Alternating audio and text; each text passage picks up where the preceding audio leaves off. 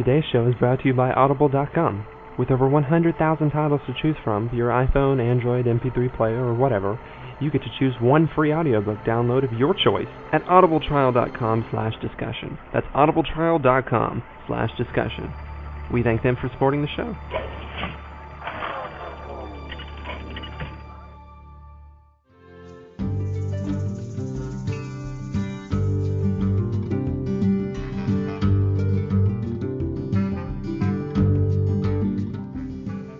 Hello, everyone, and welcome to episode 10 of Duelist Discussion.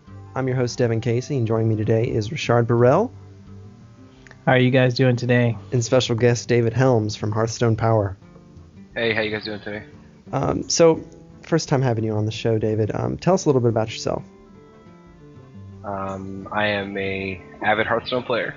I've been pretty much in the community since the game was announced back in, I think it was the end of March, last week of March, something like that.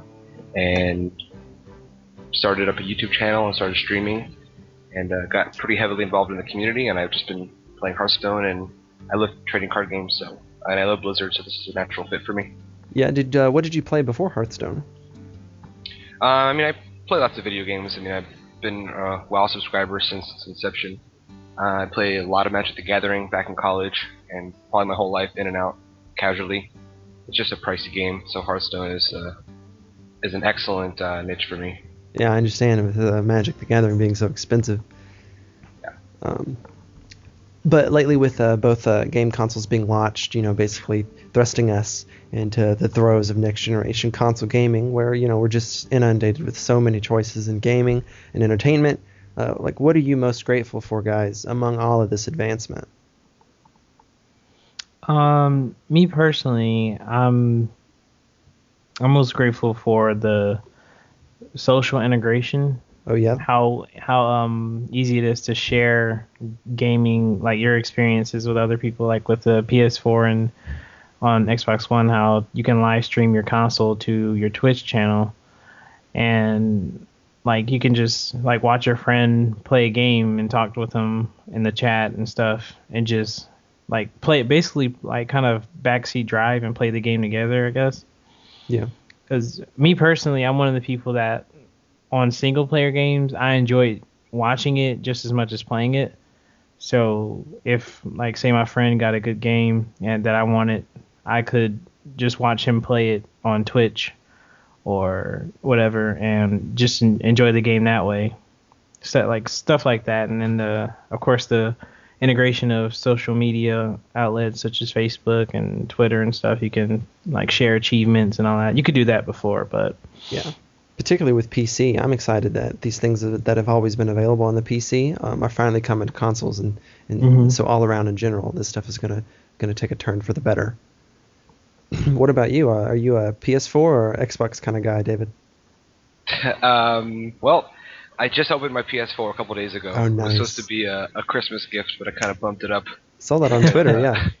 Yeah, the arrangement was one console for Christmas, one console for my birthday in February. Oh, wow. But we're having a baby in January, my wife and I. So I said, okay, well, thank you. I was like, there's no time after this, so I need to get on this now. So I convinced her to let me open one up early. So I opened the PS4, and I did the Twitch streaming with Assassin's Creed, and it was seamless. It was really, really cool. I hear the quality is kind of subpar, though.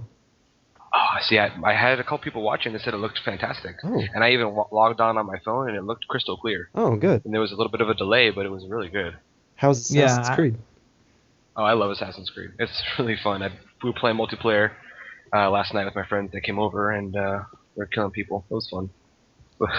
So, but yeah, talking about like what I'm appreciative for in gaming is I think that the gaming is becoming a really good spectator sport. Like, I would never have thought that 10 years ago people would be interested in watching other people play. Yeah. But I find myself doing it all the time. If you can't play, do the second best thing and watch people play.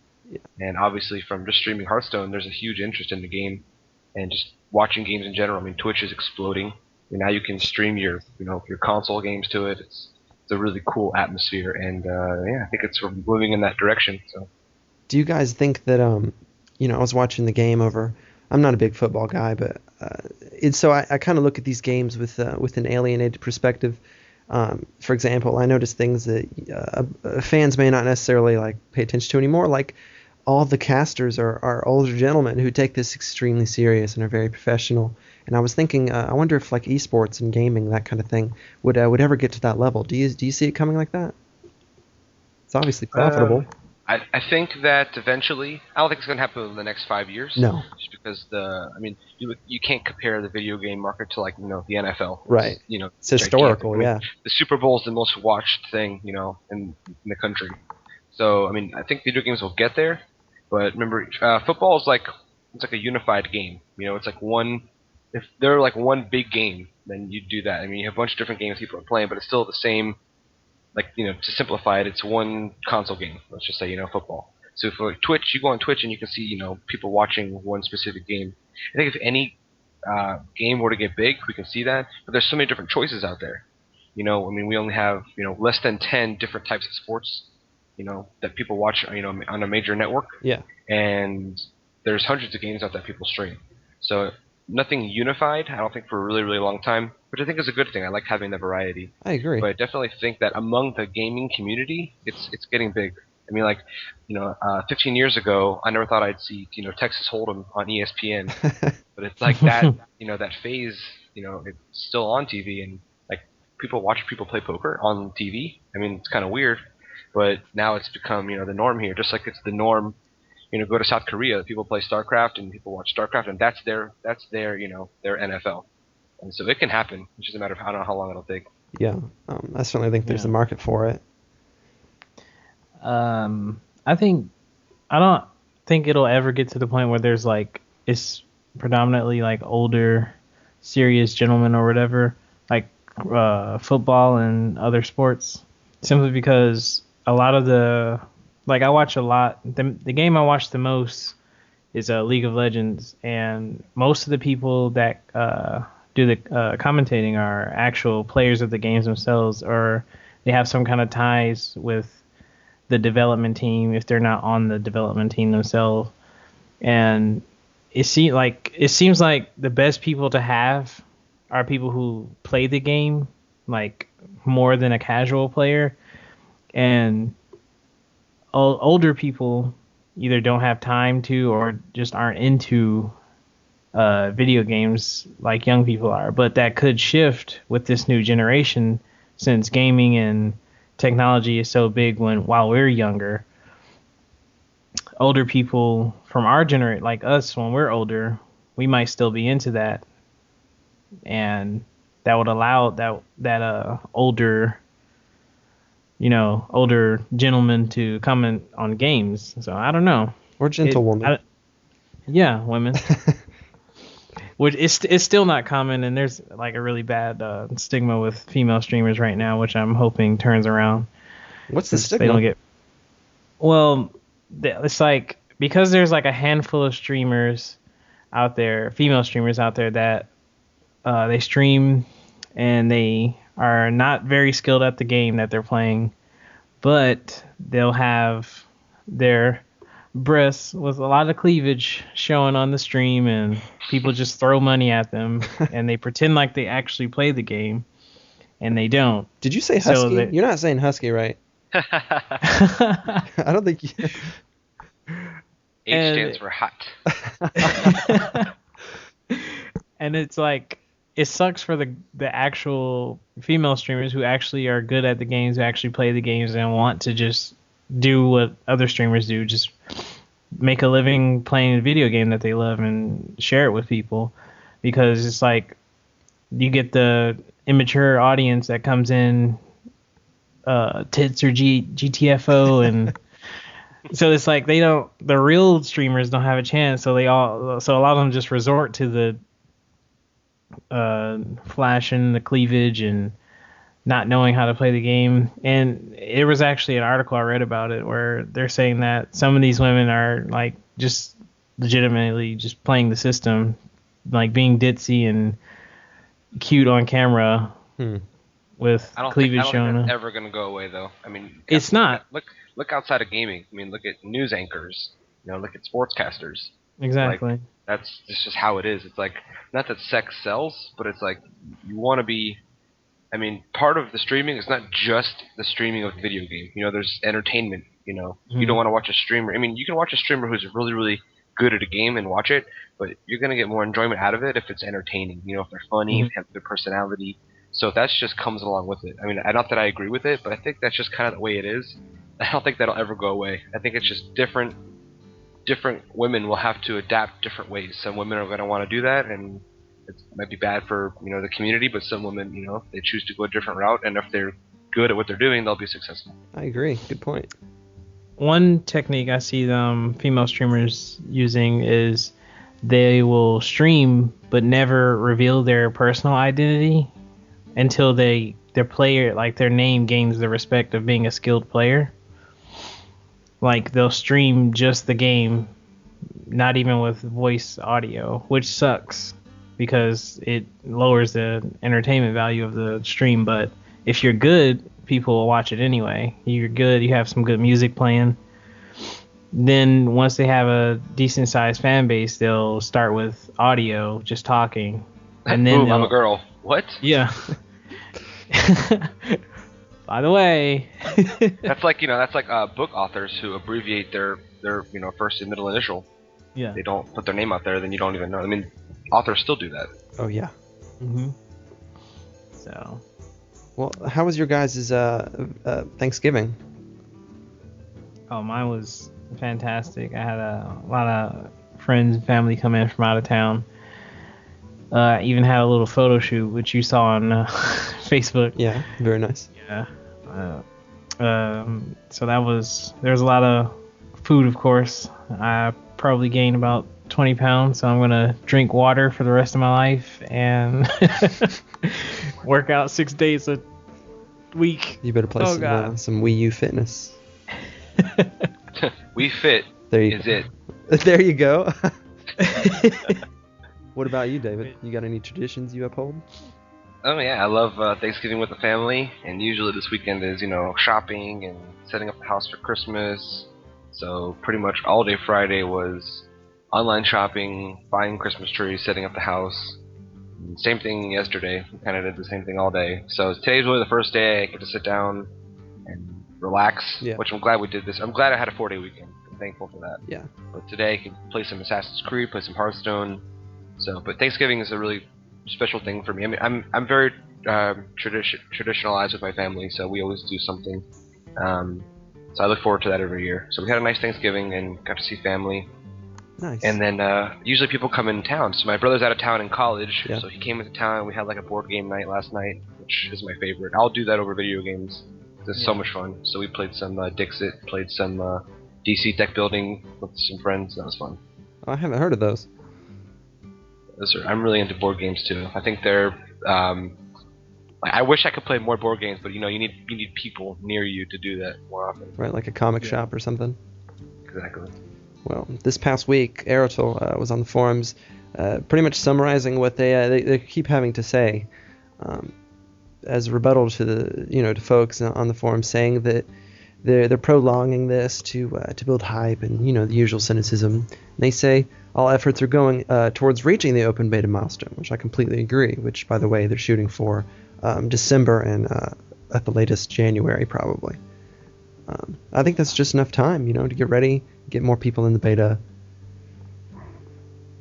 Also, Zariah said Hearthstone is meant to be played like a puzzle, and this is kind of in response to our Hunter one-turn kill opinion we had in a previous show, where Hearthstone is meant to be played like a puzzle, where decisions that are made are important and have an impact on the game, right? So the Unleash the Hounds one-turn kill strategy goes against this philosophy and isn't fun for both players. So I think that we can expect changes, of course, here in addition to balances. I think, like with the rest of the meta, aggressively, recently being aggressive fast play that bears striking resemblances to the Hunter one-turn kill play, like these fast, weak decks, they may be fair. You could make them, obviously, but they don't promote Hearthstone's core mechanic of puzzling, strategic, clever gameplay, I don't think, necessarily. I think it promotes StarCrafts. And it forces the players in the general counter meta to adapt to a trendy crowd control playstyle just to win. and it kind of curbs your experimentation a little bit if you want to necessarily win all your games. So this push-pull element to the metagame, like, do you think that's a desirable thing? I don't like what I call cookie cutter builds or play styles in any game. Like in World of Warcraft, having one spec for a class that's better than all the rest, or one deck type in this example that's just everyone has to play around it, find ways to beat it, because it makes the game feel limited. And like I want to be able to play a style that I think is fun and comfortable and still have a chance to win.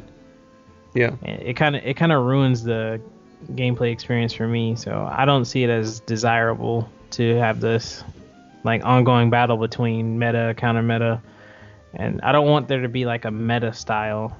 I'm okay with certain deck types being more effective against others, or just more effective in general, but something that just clearly beats like 90% of other decks, like I don't necessarily want that because then everybody will play the same. Something you would always expect from a priest or a hunter. He's like, oh, this is going to be a turn 7 kill. Yeah. Yeah. Like you can almost like, it's like it'll get to the point where anytime you see a priest, you'll see this card on turn 1, that card on turn 2. Like you'll know what's coming. Yeah. Or you might only see one of the classes because that's the best one, and like that just gets boring really fast. Yeah, even though there's strategies to handle those, it gets old real quickly. But what do you think, David? I think exactly what you guys are saying. It's just not good for the meta. I mean, people are either going to make that deck and copy it, hoping to get easy wins, or there's going to be a meta that develops to counter that, and you're only going to see the same games over and over and over. Yep. And it's not healthy for the game. So I mean, it's really cool to have combo decks. I think the Hunter deck is an interesting deck. I just think that the fact that the opponent can't respond to it is why it's bad. So Magic the Gathering handles this in a really interesting way. A couple things they can do. Well, the problem with Hearthstone right now is it's a limited card pool. So Oh yeah. if you want to make a Hunter combo deck, you've got one choice. That's all you can do. And it's really the only competitive Hunter deck right now. So as more cards are released, you'll have more options. You'll see, like if you look at like the top tournaments for Magic the Gathering, you'll see the same decks over and over, but there's more than one type. You'll see different types that are all strong and they compete against each other. And then the thing with Magic is after a year or whatever, they have different blocks of cards. Now those old cards are not legal anymore. So the meta is constantly, it's forced to change. And you don't want one super strong deck in power for a long time. But it's okay if it's only for a little while and there's other decks to counter it. But in terms of Hearthstone, it's just not Hearthstone's not there yet where that can be allowed to happen for too long. Yeah. I agree. The chess has as old a game as chess has this issue also, and they call it the book, where there's so many moves that are just memorized and documented at this point. They have a number count of what they are, and you have to get so many turns in before you reach a point where very little to no one has ever done that move. And so chess players will have all these moves and plays memorized up to this point, and once you reach that point is where you can truly get creative and you can try something new. And I think for Hearthstone to be as successful as it's going to be and continue to do that, they're going to have to add more cards to the card pool so we can continue to stay out of the book per se. Mm-hmm. But we're in the beta, and so with that said, what's broken? What's a big game breaking bug? Right now, all I can really think of is when a card is returned to an owner's hand, that visual overlay stays on the board. That bugs me. What do you think, David? Yeah. That's a pretty big one. Yeah. I mean, there aren't really any gameplay bugs other than sometimes monsters will move when you're putting something down like Defender of Argus. You don't want your monsters moving. Yeah. Other than that, there's no real gameplay bugs. I mean, other than getting disconnected from a game and then not being able to reconnect, which they mentioned at BlizzCon they were going to fix. And those are really the only things I care about. Having a reconnect feature, that's really the only thing I can think of right now. Occasionally, I'll have a draw mechanic and I'll put a card in my hand, and a card will be over another another menu. Yes, that has happened. I remember that. Yeah, that's another one. That's actually poorly affected my game, and I couldn't play the minion I wanted to because of that. In your brief time with it, Richard, have you experienced anything? Oh yeah, that's a side update for all the listeners, I finally did get a beta key. There's a funny story behind that, but I'd rather not share that. You had it before all of us, technically. Yes. Did you have it sitting in your folder? Yeah, it was sitting in my email since October 7th. Oh and wow. All this time I didn't see it. It was bad when I found out. But there was I hope it was a latency issue, but I actually played a card, and the effect was supposed to happen at the end of the turn, and it never happened, and I actually lost the match because of it. But I don't know if that was, like, my friend was sitting right there and he was like, okay, that'll go off at the end of the turn, and we read the card again to make sure that it was, like, when we put the card down. I forgot which card it was, but something was supposed to happen. I think it was the priest one that heals at the end of the turn. +1 health? Yeah, I think it was that one. It was the 1 mana card. It's like a 1/1/3 or something. Cleric. Yes, that's it. That card, whatever was supposed to happen at the end of the turn didn't happen, and then it was like, okay, what? And then it was already late in the game. I had already pretty much lost it, but it was just something weird that we noticed that the effect never happened. But of course, it could be like inexperience, and maybe I read something wrong. But he was adamant about it because he said he used the card all the time, and my friend. So yeah. I don't know. No, there has been some stability issues, especially with matchmaking. So it makes sense. But I was thinking, as far as armchair development goes, which is tongue in cheek. In this instance, potential new mechanics I'm surprised we haven't seen. For example, I don't see the fairy cards mechanic implemented much at all besides that one instance, right? Oh, the immune to spells and hero powers. Yeah, it's the only card with that. Yeah, the game is young. Those abilities will. I mean, Fairy Dragon is so heavily played. If they had even another one of those creatures, you'd see like almost every deck would have those. It's so strong. Yeah. So you have to be very careful about how they do stuff like that. Yeah. Like Fairy Dragon is unique, and if there were like it's like in Magic where a bunch of creatures had that, you could see a whole deck based around spell immunity, which would be kind of scary. Well, I agree. I came up with a few a few hypothetical ones of my own. So you just tell me what you think. Like if you think these are great ideas or awful. For example, like this concept of like last resort, where you have like the enrage mechanic, right? How about minions that critically enrage, like with 1 health? They have to be at 1 health, and they get a huge enrage boost, that kind of thing, where they'd be easy enough to take out, but they're extremely powerful if you don't. And it's worth it if you can get them down to 1 health. So maybe it's kind of worth the trouble. There is a little bit of play with that already. If you have a Crazed Alchemist on cards with high health, such as the Mogushan Warden. Yeah. It's a taunt card. 7 health. If you swap his health and attack, he has 7 attack and 1 health. So there is a little bit of that in the game already if you play around with Crazed Alchemist. So I don't see why they couldn't have certain cards that you have to make sure you take it out, or you're going to take a lot of damage or lose a really strong minion. Yeah. I think it's a really cool idea. I like it. I think that it would be something that's like maybe warrior specific, since warriors can build around it. Oh yeah. I definitely like. I think more mechanics in a game is better. Hearthstone has to keep it simple as best they can, but as the game gets older and older, they're going to have to add some stuff. They can't just leave it like this forever. So I think that's an interesting way to do it. I think it could be risky because 1 health that's like really risky. But if it's strong enough, people can then build around it. The risk of something like that, having minions at 1 health, is maybe that consistently it won't do well. You're going to have games where your big minion dies a lot, then you're going to have a few where they don't actually get to kill it and you win the game like that. So I feel like it's not as consistent, but it definitely sounds like fun. Yeah. And WoW struggles with that too. World of Warcraft, they make it complicated and then they try to bring it back to the simple, that rubber banding effect. Mm-hmm. But what about like maybe spells or weapons for minions? Like you give them to like maybe 1 or 2 turns, and they can, you know, throw out 1 damage. Yeah, I mean they kind of already indirectly have that with like just minion buffs like +1, +2 to other minions and stuff. Or the Elven but Archer.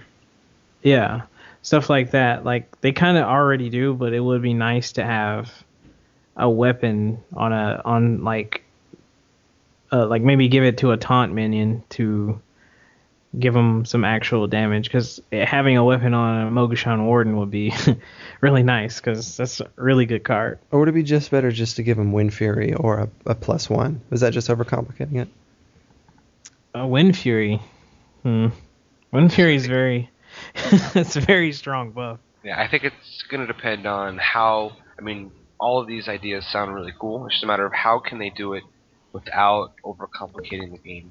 Yeah. I think maybe it would be better to put it into a mechanic, like maybe make a new keyword called creature weapon or something like that, and then does exactly what you're talking about, and then it's maybe more simple to understand. Or maybe it's all design how they want to design it. Yeah. Or maybe having certain card types able to equip weapons, like only pirates can equip a weapon, or only beasts can get like sharpened claws or something, like kind of like maybe there's upgrade cards, kind of like in StarCraft, where you maybe upgrade this unit. Now anytime you put this type of unit on the field, it has a bonus effect. Or Oh yeah.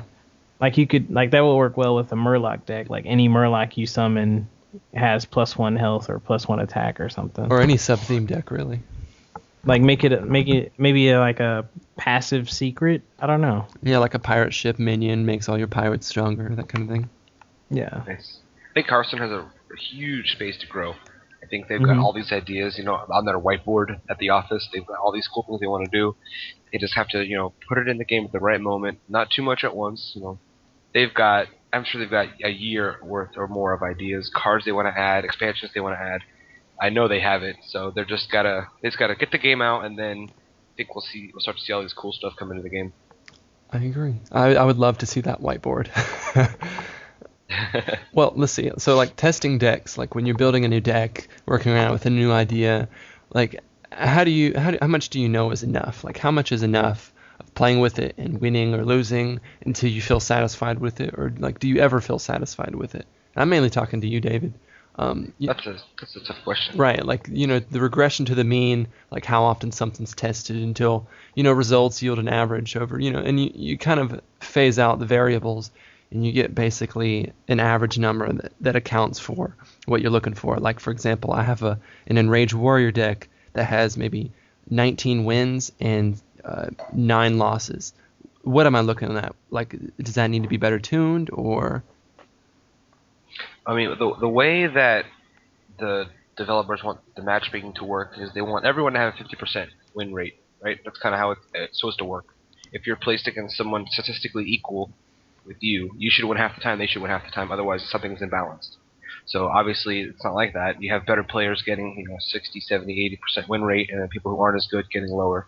But eventually, once enough people are playing the game, the matchmaking should even out a little bit, like in terms of like look at StarCraft, like the best players in the world still lose sometimes, right? Yeah. So it's there's no real answer to how many wins or what percentage a deck should be at in order for it to be successful. I think to look at it from a simple point of view, if you're having fun with the deck, you're doing a good job. If you're losing and you're still having fun, okay, but you should be having fun winning. If you're winning half your games, but the games you're winning, you're comboing off perfectly, or you're doing really well, and things are you're not drawing poorly, then you're doing a good job. But in terms of like a win rate, I mean, that's hard to say. I mean, I haven't played. See, when I play card games, I don't like to play one deck. I play lots of decks because I think I like the variety.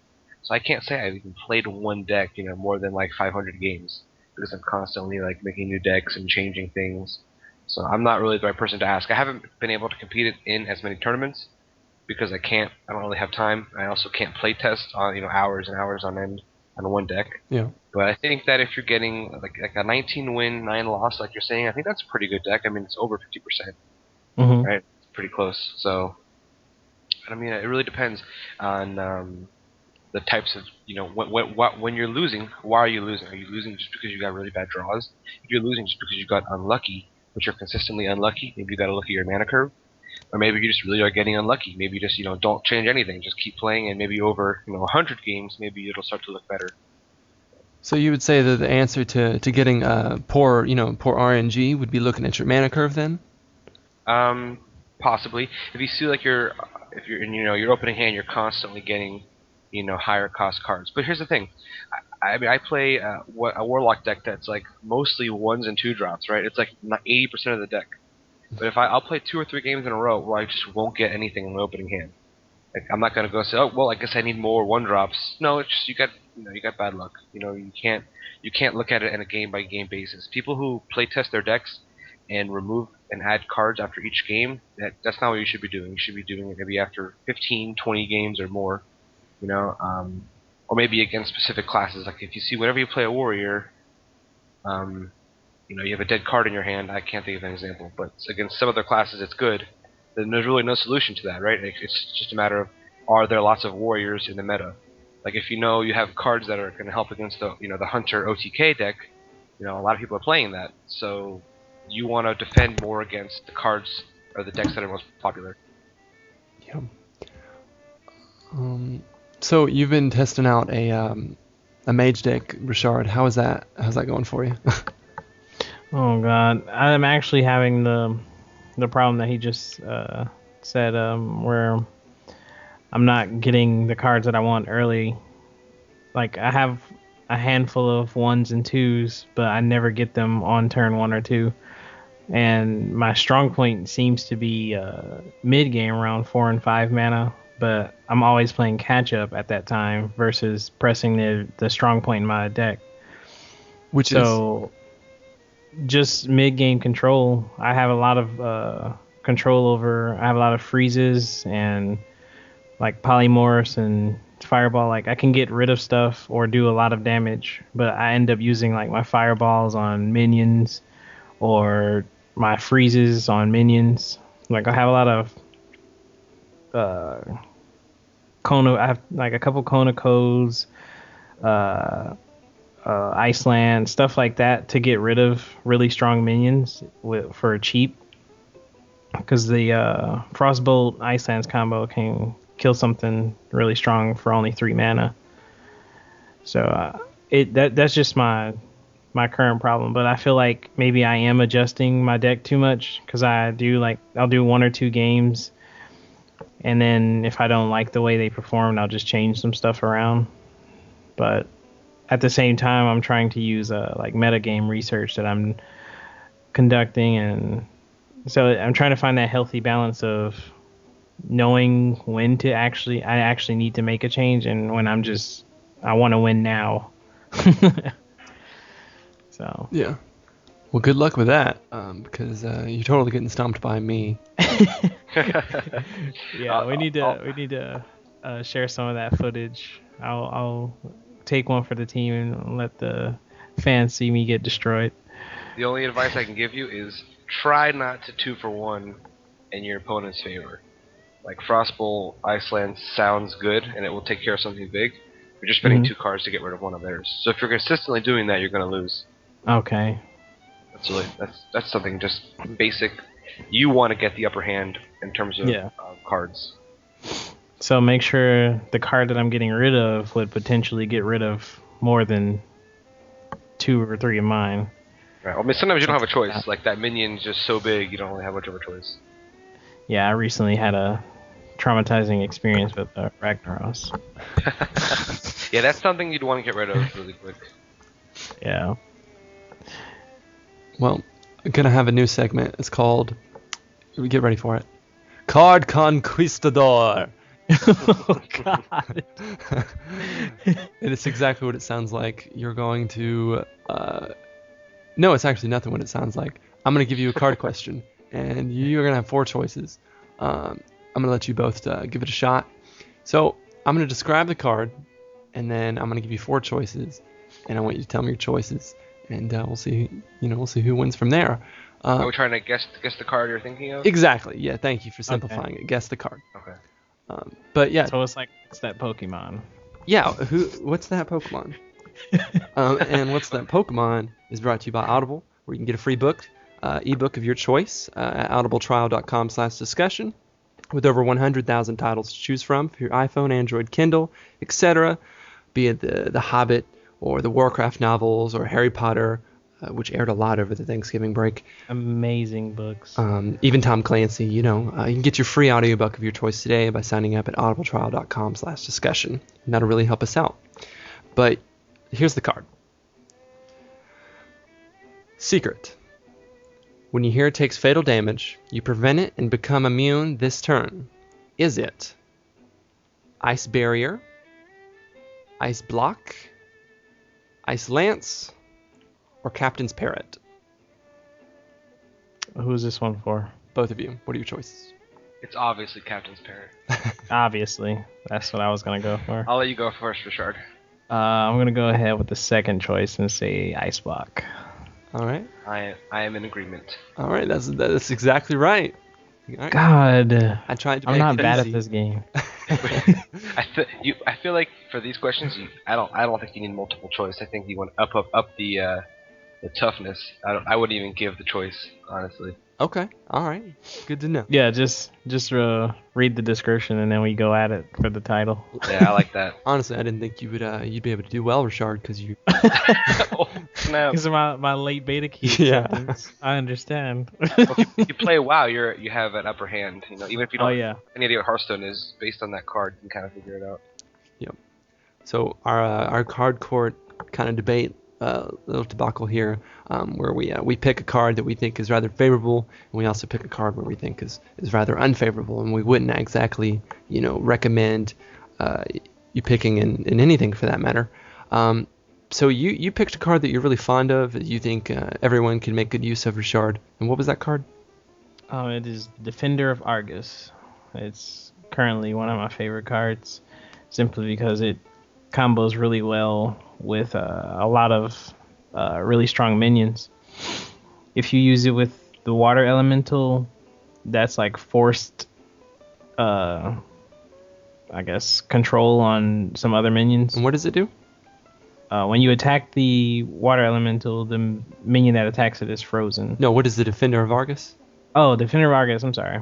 He gives adjacent minions +1 attack and health and taunt. So if you put them next to something with some good card text, it can make some interesting combinations. Really quick, I'm not sure about this, but I think that if your opponent's minion gets frozen on their turn, they won't be frozen on their following turn, I think. So if they were forced to attack the elemental, they'd be frozen. I'm not even sure if they'd be frozen on your turn. If they attack, like if you attack them with the water elemental, they would be frozen on that turn, and so the next one they wouldn't be able to attack with that minion. Right, but if you force them to attack it on your turn or on their turn, I think it's only frozen for that next turn. I think I've seen that happen before. It's like it can mess up their plans with a card sometimes. I'm just playing around with it. That's just one card though. I'm trying to see different cards that I can use it with. Maybe give something that already has taunt even beefier stats, Yeah, the plus, and then that's useful too, just having that extra +1. Like it can be annoying if you use it with a mirror image, stuff like that. Trying to make the most efficient use out of it too. You might end up doing that to your detriment, not playing as smartly when you just get at least one card taunt and buffed up. Mm-hmm. If you want to assign, when you could break down any card by looking at the kind of the value it's giving you. If you look at Defender of Argus, it's 3/3, and it's giving 2 minions +1/+1. So you can think of this guy as 5 total attack, 5 total health for 4 mana, and you're getting taunt. If you look at that value, it's an incredibly valuable card. That's a good way of looking at it. That's how I need to look at it. That'll help me with mana costs, learning when a card is worth the mana or not. That's what makes Senjin Shieldmaster so powerful. Oh yeah, everyone uses Senjin Shield Masters. You're getting for 4 mana, you're getting 8 value if you add his attack and his health. Plus, you're getting taunt on top of it. That's why it's really good. Yeah, it's hard to get those 5 health down.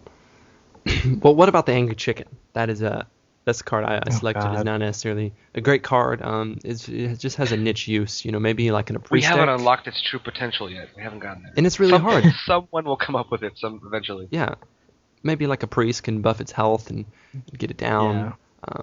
But really just doesn't belong anywhere except maybe beside a Defender of Argus in a warrior deck. Or maybe beside a Defender of Argus and a Paladin deck with Blessed Champion. God. I'm kidding. I'm bad at this game still, so I'm trying to learn. But you're on the right track. You can play Blessing of Kings on the chicken. There you go. If it gets enraged, it's gonna be an angry chicken. It's gonna be real angry. Like Legend of Zelda angry.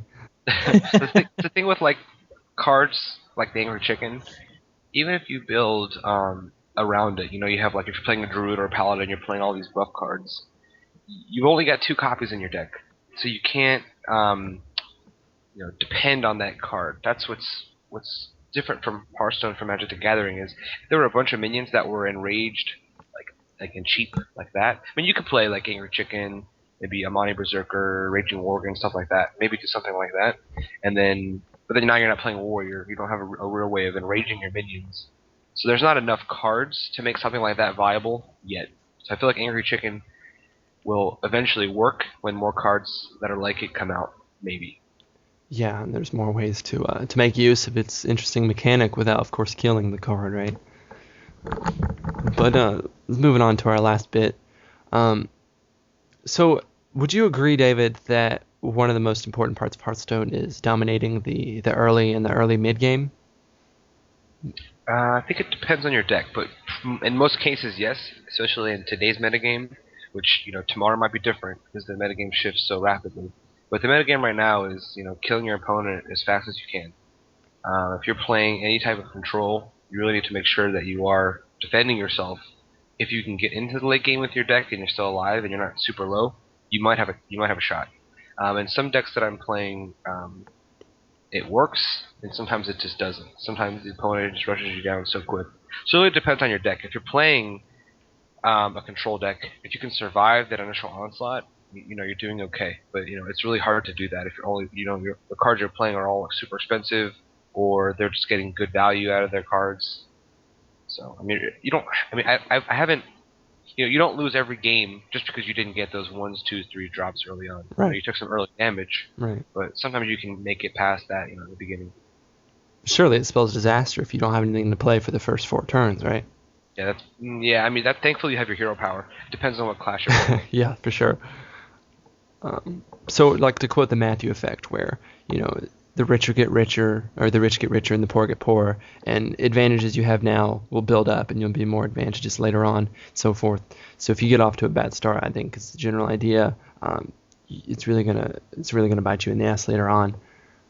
So, like you said, like with your Warlock deck, you have a bunch of low drops, and that's really advantageous because you have that draw mechanic with the hero power, and you constantly able to just throw minions on the board, right? It's aggro deck. Right. That's why, I'm going to get a little deep here, but your life total, think of it like this, like it doesn't mean anything. It's a resource. That's why the Warlock is so good. It is a resource. But for everybody else, it's not a resource. You can win the game at 1 health. Yeah. If you are dominating the board, and you're staying protected, and you're killing your opponent, but you're also you survive toward the end, then you win. It doesn't matter what your life was. So if you're playing like a control deck, right, and you're playing some aggressive deck, and they drop all their 1s and 2s and stuff like that, and you're down to 15 life, right? And then they're out of cards, but you're so low. They're at 30, you're at 15, and then you go, okay, Lightning Storm. And now all their minions are dead. The board was basically reset, you're down to 15, but you've got a bunch of cards in your hand and they have nothing. So you can definitely still win that game, even though they got that initial onslaught on you. Because life doesn't mean anything. Now, if you're playing a mage, then they just play Pyroblast, and then you're in trouble. But that's a different story. Yeah. I agree with you on the resource bit. I think it's important for everyone to understand with certain classes, particularly the Warlock. And it depends on the hero power. Which would you say is arguably the best hero power? I don't love the Warlock hero power, but I think it is probably the strongest. Card draw is the strongest mechanic in the game. If you're drawing cards, you're winning. So the Warlock is really good in that regard. But it's tough to say. I think the worst one is probably maybe the Hunter. The Because the Hunter? Hunter doesn't give you tempo. But then again, the Hunter is all about, if you're playing like the one turn kill deck, the Hunter hero power is perfect. It's exactly what you want. Yeah. You're dealing the first 5 turns, you dealt 10 damage if that's all you've done. That's really strong. But in terms of like board control, that's not going to give you anything. But just like the warrior is equivalently bad because that's not giving you any kind of board control or tempo or anything like that. Yeah. I'm not happy with the Warriors, the armor, especially with I think it's Alexstrasza, the bug with that. Do you necessarily agree with that bug? Like, do you think it should knock out all the armor, or do you think that's broken? That's an interesting question. I actually play Alexstrasza in one of my mage decks, and I like that it removes armor. Of course. I feel like I don't know. I understand that. See, armor is an interesting mechanic. The only reason armor is good is that it can stop things like Alexstrasza, or I don't know. I feel like there's going to be eventually a card that's like remove all armor from target or something like that. I don't know, but I don't know. I feel like it shouldn't be a bug. That should be how it's intended to be, because then it means that card's kind of worthless against warriors. Yeah. But maybe that's a good thing. So I really don't know. See, if it wasn't a bug, the way I'd approach warriors, I'd approach them completely differently. Like, what I'll do is, if I'm playing against a warrior, I will only use my spells to kill his minions, and I'll hang back the entire game. Wait till I draw the Alexstrasza, and then put that down, and it's just, you're dealing 15 or more damage with that thing. So, but if I knew that that bug was fixed and it only did their health, then I completely changed how I was playing. So I really don't know how it would work out in that regard. Well, let me ask you this: when you're playing a warrior, do you armor up before you attack or after you attack with your hero? That's the thing. Alexstrasza makes it complicated. People don't really play that card too much, but if you know that they have it in their deck, then it's kind of pointless to armor up first. But I know in most cases it's better to attack and then armor up, because usually it's better to be you at least want to be damaged for sure, because it's better to be at 28 health with 2 armor than 30 health and no armor, because stuff like Battle Rage lets you draw an extra card. Also, people play like Molten Giants in their deck, and if that's your deck, you want to be at 10 health and have more armor, and you're in a good position. So I think it's better to just armor up afterward, unless they're playing Alexstrasza. Yeah, I see. Well, good point. You got anything to add, Richard? No. I'm bad at this game still. Well, with all that said, it's been a great show, and I really appreciate you joining us, David. No problem. I'm happy you guys had me on here. Yeah, where can people find you and contact you? Sure. Well, the place to find and communicate with me the most is on Twitter. That's where I tweet almost daily. I try to anyway. At HearthPower. It's HearthPower. The channel name is actually HearthstonePower on Twitch and on YouTube, but unfortunately it's too long for Twitter, so it's HearthPower. And then I usually stream. I haven't been streaming as much, been a little busy with the holidays and stuff, and all these new console games are pulling my attention away from Hearthstone just a little bit. But I do stream on twitch.tv/HearthstonePower, and then youtube.com/HearthstonePower is where I post videos. I had a lot of videos early on, and then when beta came out, I started streaming more often, so there's been less videos. And I've also videos take a lot of time to edit and stuff like that. Yeah. So I haven't been posting as many, but I haven't forgotten about YouTube. It's just a matter of taking the time to edit videos, and I'm having some trouble with software sometimes, so it ends up taking longer than I'd like. So, but usually on Twitch is the best place to find me. Good call. Good call. I enjoyed the video where you were teaching your wife how to play. Yeah, no, that's the popular one, and I'm still editing the second one. I just haven't. So I keep forgetting to finish up on that. Is she still playing it? Is she into it now? Not really. She still no. That's the thing is, if we have like free time, I'm usually playing something on my own, as opposed to she's doing her own thing. But once the holidays come, and she's a teacher, so she's off for winter break, I expect to see get her to play some more Hearthstone. Good call. Good call. Looking forward to that. listeners of the show, we thank you for your iTunes reviews and ratings, and for your emails sent to duelistdiscussion@gmail.com.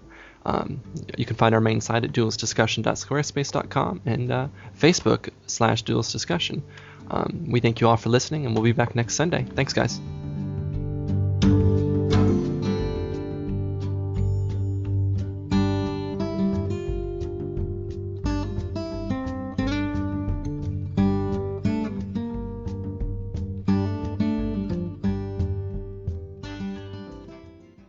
Everything. This is all digital.